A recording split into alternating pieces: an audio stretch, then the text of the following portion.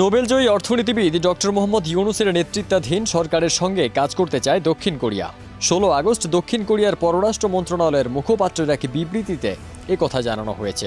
কোরিয়ার মুখপাত্র বলেন, অন্তর্বর্তী সরকার বাংলাদেশে দ্রুত শান্তি ও শৃঙ্খলা ফিরিয়ে আনবে বলে আশাবাদী দক্ষিণ কোরিয়া। কোরিয়া বাংলাদেশ সম্পর্ককে এগিয়ে নিয়ে যেতে অন্তর্বর্তী সরকারের সঙ্গে কাজ করার জন্য উন্মুখ দক্ষিণ কোরিয়া। প্রসঙ্গত, ছাত্র বিক্ষোভ ও গণ অভ্যুত্থানের মুখে গত 5 আগস্ট প্রধানমন্ত্রীর পদ থেকে পদত্যাগের পর দেশ ছেড়ে ভারতে আশ্রয় নেন শেখ হাসিনা। তবে শেখ হাসিনা ভারতেই থাকবেন নাকি অন্য কোথাও আশ্রয় নেবেন তা এখনও পর্যন্ত স্পষ্ট নয়। শেখ হাসিনার পদত্যাগের পর গত 8 আগস্ট অন্তর্বর্তী সরকারের প্রধান উপদেষ্টা হিসেবে দায়িত্ব গ্রহণ করেন নোবেলজয়ী ডক্টর মোহাম্মদ ইউনুস। ফারদিন সানি, দেশ রূপান্তর।